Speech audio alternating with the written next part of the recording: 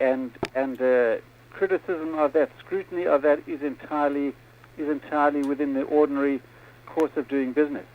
But the issue is that when criticism crosses the line, that's when it becomes problematic. Okay, but crossing the line, sir, you could put that down to anything that's factual. If something is factual and you find it offensive, according to your group, that crosses the line. No, that's not. That's not the case at all. It crosses the line if it goes from criticism to demonization or to racial vilification. That's when it crosses. Well, if that demonization can be backed up by facts, why do you find facts offensive? I don't believe that demonization of Israel can be backed up by facts. Certainly, there are rights and wrongs on both sides in the Israeli Middle East, in the Israeli Arab situation. There are rights and wrongs on both sides. But if there is demonization happening, then I dispute that could be backed up by facts, and that would be crossing the line. Well, sir, the nature of the Internet is a very curious thing because anybody with an opposing view can put up a website. Certainly. Anybody. So why did your group target Mr. Christian specifically? We did not target Mr. Christian. When we contacted him because we found what I said to you a few moments ago, material on his site which was extremely inflammatory and very counterproductive to social harmony in our society, and that was the reason why we contacted him. It wasn't a question of targeting. It was a question of contacting him and pointing out that material on his site was extremely inflammatory. Well, how exactly are you going to act on the threats that you've made? That is a matter for us to decide what we will do and if we will do anything. You mean with your little militia group that you got to organize there? We do not have a militia group. Group is not a militia group, and everything that we do is entirely within the law. Well, indeed. What if Mr. Christian is indeed going by the law as well? But according to you, you find the facts offensive. It's not the facts that we find offensive.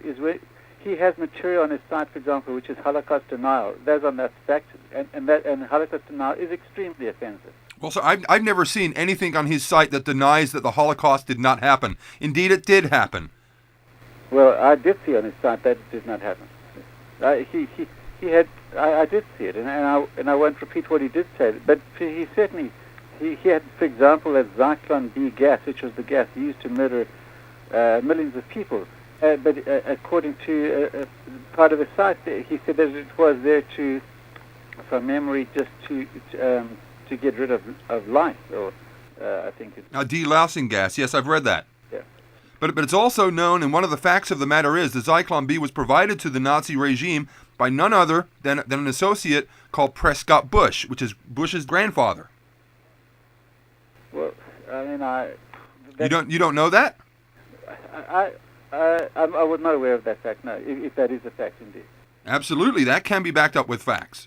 And these are the kinds of facts that a lot of people find offensive. The fact of the matter is that in 1916 was the first reported 6 million Jews dying in Eastern Europe. That's a fact that was reported in American Hebrew magazine. I got a copy of it right in front of me. Well, for example, he had on his website, Mr. Christian, he had a full screen's worth and more that something like Jews control 96% of the world's media, which is so absurd as to be laughable. That is not a fact, and that is the sort of thing which is inflammatory and which is very offensive. Oh, I'm sorry. Did Mr. Christian actually author that article? It's irrelevant if he authored it. The point is he is promoting it, or he was, I don't know if he still is, on his website.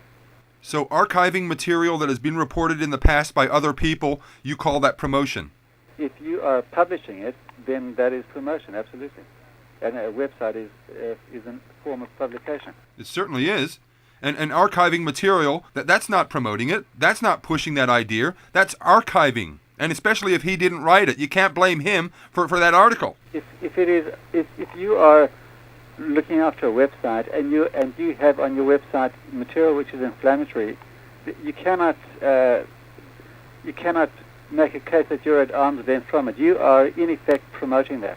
And the point is that what actually happened 2 weeks ago, you might be interested to know, was that somebody was doing some research on some issue, and landed up on his website and on that particular story. So that is the danger of that. It's not sitting in some dusty archive which no one has access to. People in all good faith are doing research on issues, and they'll end up on the website such as the one we're talking about, which is counterproductive and inflammatory. Well, yes, sir, indeed. Love for Life gets about 3 million hits a month, I'm aware. And in fact, if anybody had any problems, I'm sure we would have heard a long time ago, but apparently there's only been one phone call, and that's been from you.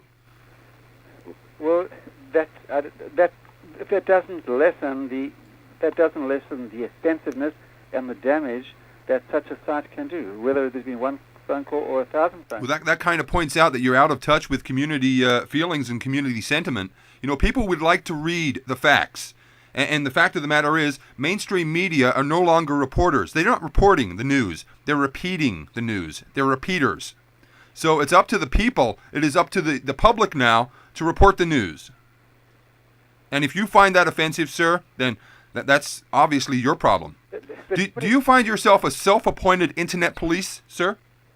Steve, putting up a story, whether you wrote it or whether you borrowed it from somebody else, which says that Jews control or own 96% of the world's media, is not fact, is not and is offensive. But so how can you lump that with reporting the news? That's not news. I will protect and I will defend anybody's right to say whatever they want, no matter how offensive. You know, as long as it doesn't breach the law and as long as it doesn't actually threaten anyone in particular, then by all means, that is their freedom of right to say that, whatever they want to say. I agree with exactly what you just said, and the key word in what you just said is, as long as it does not threaten anybody.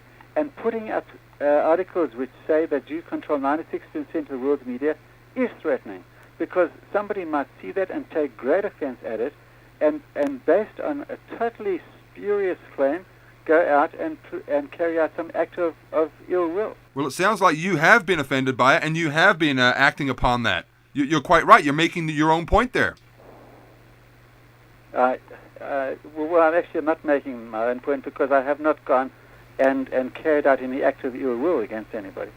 Tell me, sir, were you born in Australia?